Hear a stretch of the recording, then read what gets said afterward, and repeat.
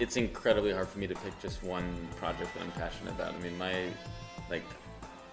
my biggest passion is Zeega as a whole, as a project that's inspired by the idea of what can happen if the whole internet and people's creativity and how they can think about the web as a place that they can make their own, and how they can take the things that are out there and then they can take the things that they themselves have and combine those in new ways. I just love the experience of experimenting and what we're trying to make happen with this project.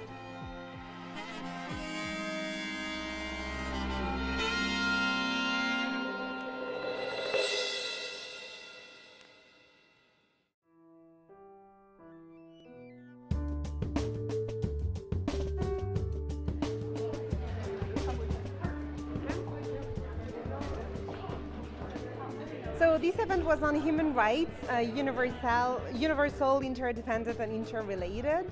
So the whole issue was to discuss how we can promote human rights with the current instruments and within the current framework. I find it's important to hold side events as youth delegates to show presence first, that there are people, that there are young people first being concerned, being interested, and then also being constructive. We had many different discussions on the issue, also since we're coming from different study backgrounds, and we thought, why not make a panel discussion that reflects those different approaches towards human rights. Our colleague from UN Women, Dane, was pretty eloquent at promoting the universality and the need to keep the universalism in mind if we want to reach a more inclusive world. Is to start to appreciate the universality of duties alongside the universality of rights, because it is through that we recognize a universalism of everyone having a responsibility to respect the rights of each other.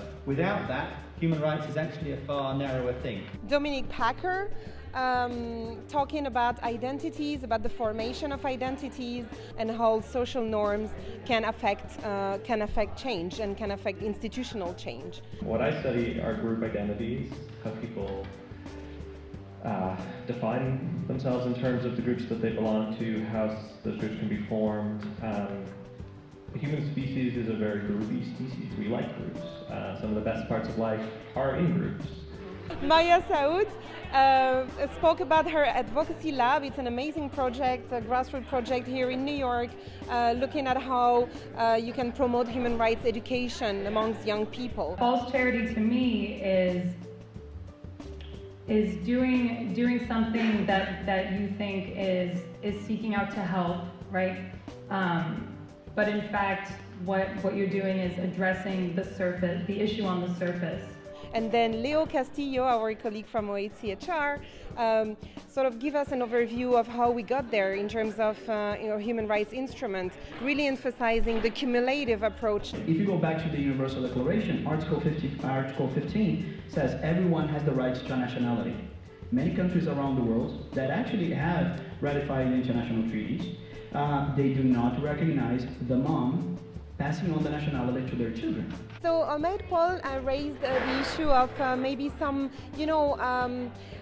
difficulties and challenges of pushing for a certain agenda on LGBTQ, for instance. That I have provided over and over again through the explicit inclusion of sexual orientation and gender identity in said declarations, resolutions, is that there are a set of characteristics that everyone exhibits.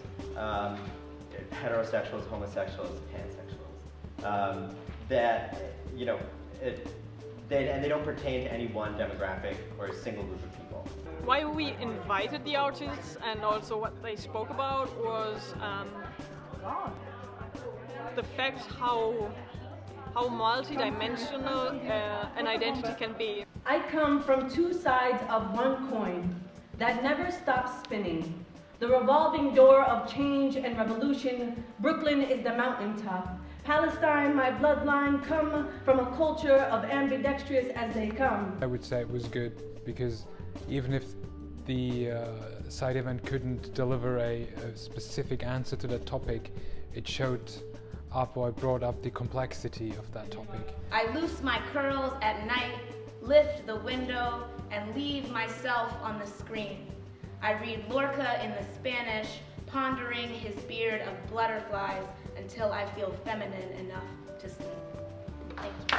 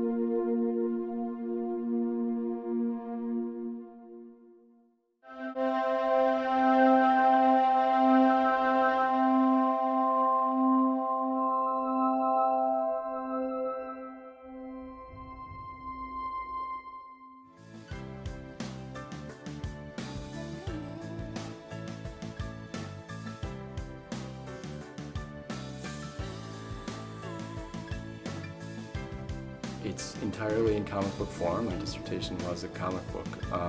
And it's not a thing where I wrote a bunch of stuff and then said, let's find pictures for it. It's something that was created through the act of drawing and the act of writing as one.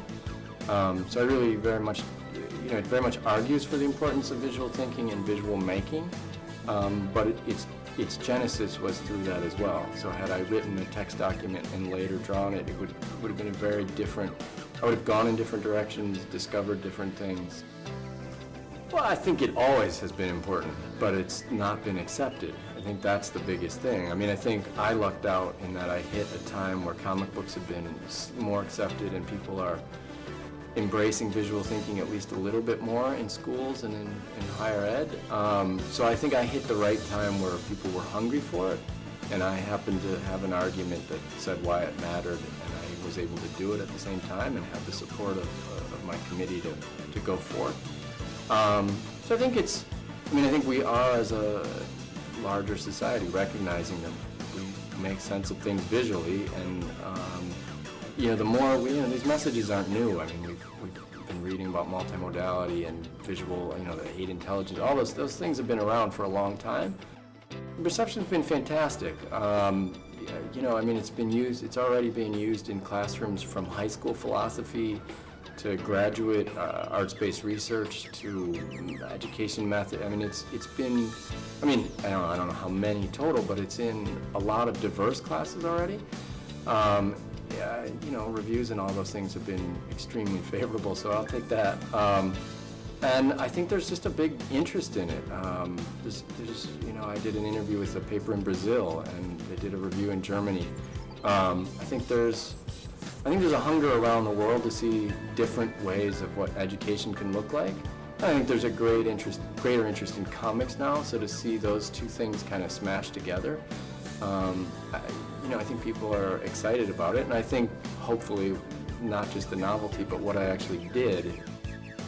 Yeah, that's interesting. Because mine, on one hand, is popular culture and that it's comics, but I think the fact, and you asked about reception before, it's less seen as a comic. It's seen as a comic book, but it's more a comic book that's being read by non-comic book people than other things. But at the same time, obviously, pop culture, is being used in so many different ways. Using superhero stories to look at morality, and looking at race and gender and those kinds of things through the lens of superhero movies or comics. So I think that's a really exciting time, because I think, these are things people sort of live in and breathe in, so to bring them into, to bring that kind of stuff that's part of their world already into classrooms. The thinking skills are the same, whatever you're applying it to. So I think it's only beneficial.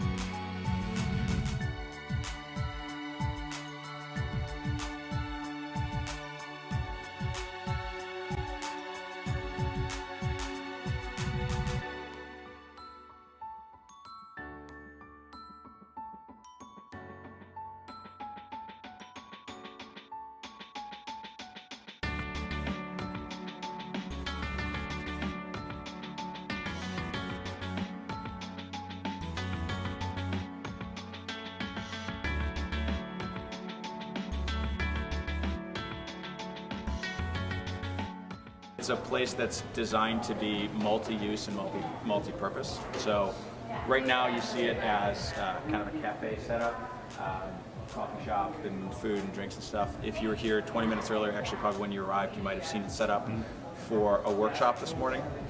Inside here, all these same columns exist. They hold up the second and third floor, so we've added idea paint to them.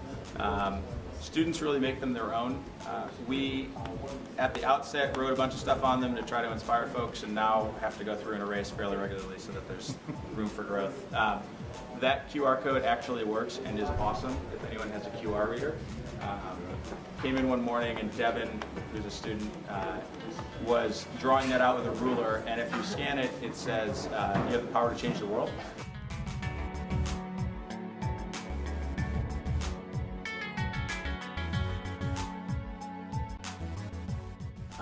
There's tons and tons of AV in the space. I won't go through it all, but lots of screens. There's in-room HD cameras that do one-touch recording. These microphones do voice lift, so you can stand on that wall and talk and be heard just as clearly against the windows. Little tiny details that make quite a bit of difference. The chalkboard that you see up here on this screen, when we first opened the space, we had just the chalkboards in the center. In fact, we said we need more chalkboards. We said this is 2013. Any questions about this space, how we use it? What's the center for? Yeah. These walls, have you paint? They are not. And take note.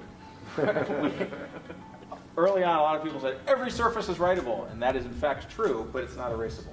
So this room is not, but there are all these whiteboards stacked in the corners.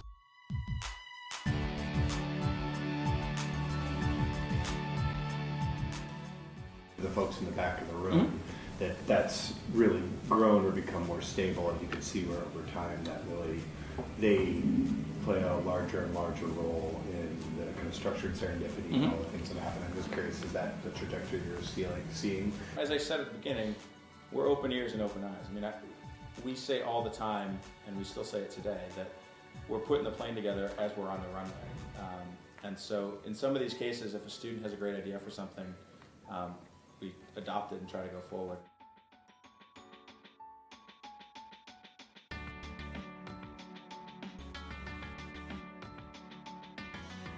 When I think of innovation spaces, the term that more comes to mind for me is creation spaces, which is both physical and digital.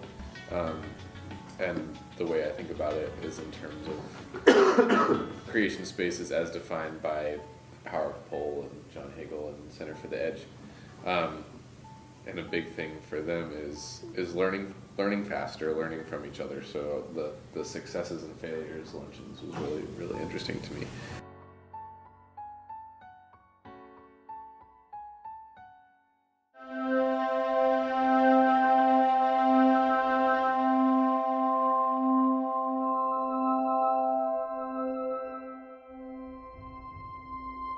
Could you define the term information quality? No. I never think about this before. Information quality, what do I think about the term? I really know nothing of the term. The quality of information. Information quality is filtering the truth. I was going to ask you that. Specific. Accuracy. Accuracy of information. Relevant is the first word that comes to mind. Useful. Integrity. Current. Reliable. Timeliness. What you asked for. You just have to be simple. True. Truth. Verification. Pertinent, which is a synonym of relevant. From sources that, well, not only you can trust, but have some objective quality. It's important to have high quality information to be an informed citizen. There is so much information circulating around on the internet that's completely unverified. Because it's going to be easier to live. I happen to be a scientist, and so I'm really sort of concerned about the non-scientific nature of a lot of information that goes around. The better information I have, it's going to make simple decisions, what to do, and more choices. It just means that I'm accurately able to portray the events that I'm hearing about, without bias. If you don't have high quality information, you can't make high quality decisions.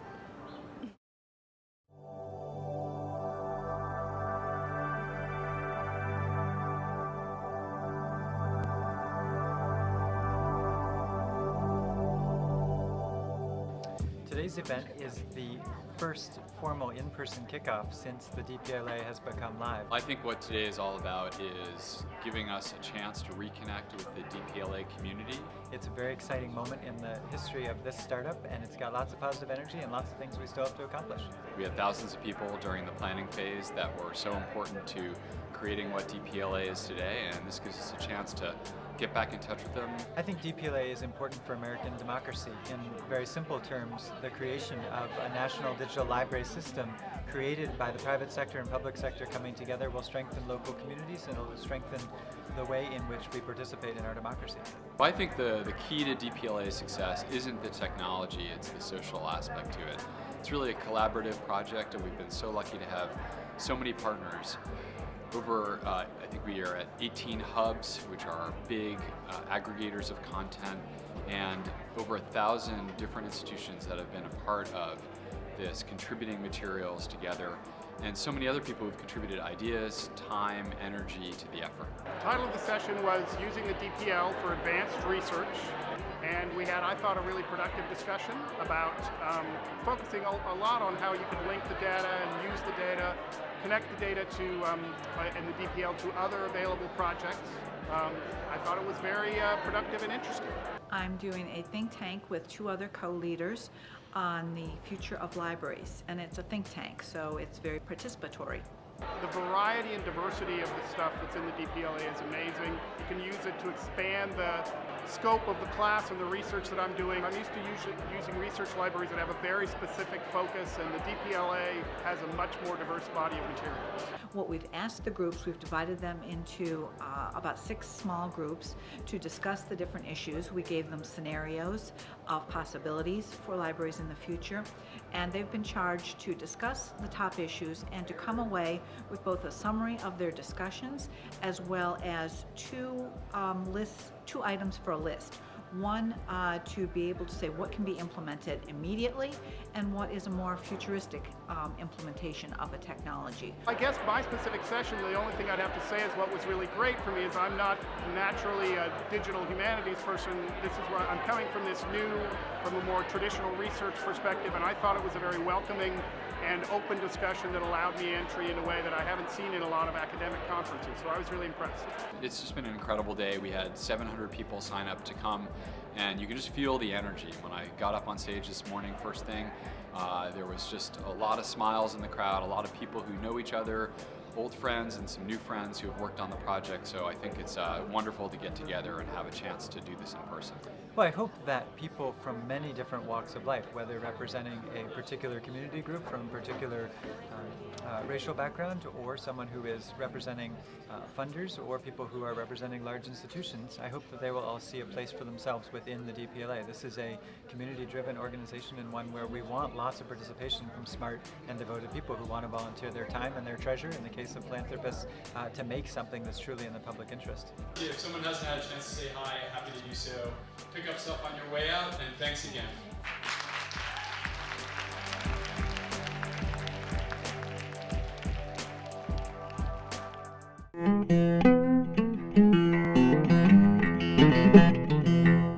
What has technology inspired me to create?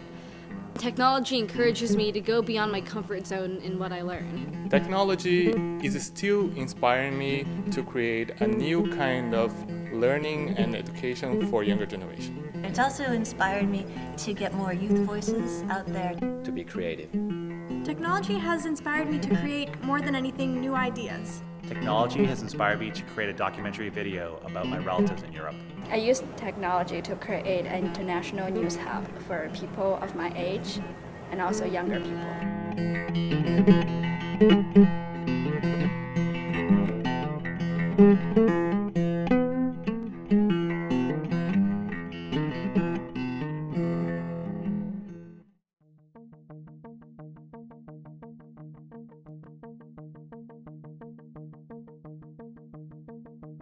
Today is the first day of the General Assembly. I feel very excited before I come to work today. A lot of heads of states and civil society and representatives from NGOs and private companies, they all come together. We're just ushering all the press, the photographers and the videographers into the Security Council room. So every country from the 15 countries allowed 1 photographer and 1 videographer. How you doing, Carlos? Nice to meet you. I've seen you around. Oh, so I'm here to help the radio section to film the delegates, and they're gonna come to the radio station and do interview with the people here. I'm helping the MALU, Media Accreditation Liaison Unit today. I'm helping them to escort the press to the JHAL, Trusteeship Council, Security Council. It went really well, and I'm really excited to be here, and I got to see how the radio is made. This room is called the UN Foundation Digital Media Lounge, which is hosted by UN Correspondents Association. So a lot of bloggers and reporters and correspondents, they come here and write their stories. The social media team set up a social media zone, and we also set up a Twitter wall where the tweets were live streamed to this wall. But in order to get those tweets true, we also had to monitor the tweets. I've been searching around to make sure this place is safe from explosives. Why is it important that Hector's here? What does Hector do? He's trained to find explosive, 7 different types. The police will come and they will screen all the media, all the cameras and everything to take them to the Ban Ki-moon office. I mean, there's never really a break here. There's not kind of an allotted break because everyone's coming into the doors all the time. Press are always wanting to be escorted somewhere, sometimes where they're not supposed to go, and that's what we're here to kind of delineate between. Well, right now these journalists are heading over to a photo opportunity at a delegates luncheon here at the United Nations. So they're getting ready to go and sit with all the head of states that will be eating, and they're going to be snapping photos for their respective countries. Yesterday I managed to somehow within the same hour run into both the President of France and Leonardo DiCaprio. I got to see Leonardo DiCaprio. Leonardo DiCaprio. Who are you more excited to see? You know, honestly, at the moment, Leonardo DiCaprio, but in retrospect, I think it was the President of France. I met Obama. I met different presidents. For example, I met the president from Turkey. I've bumped into a few presidents, and so it's good. And I'm Iranian, so I also saw the Iranian president. Also the prime minister from Norway. She was lovely. The highlight of the General Assembly week was to have all these world leaders, to have leaders from different industries come here and gather and discuss, talk about their actions. You have an opportunity to be part of something that is huge, that is bigger than you. Interns are genuinely, they love being part of this community. It's just really cool to see something so important, so global happening right in front of your eyes. I feel involved to the world and the global movement. The most important thing, I think that I'm learning a lot. I think it's really great that the United Nations is basically an institution where so many people from different backgrounds and cultures work together. It was just the biggest honor being able to volunteer for the General Assembly. I had a really good time, and I think I'm gonna remember this week all my life.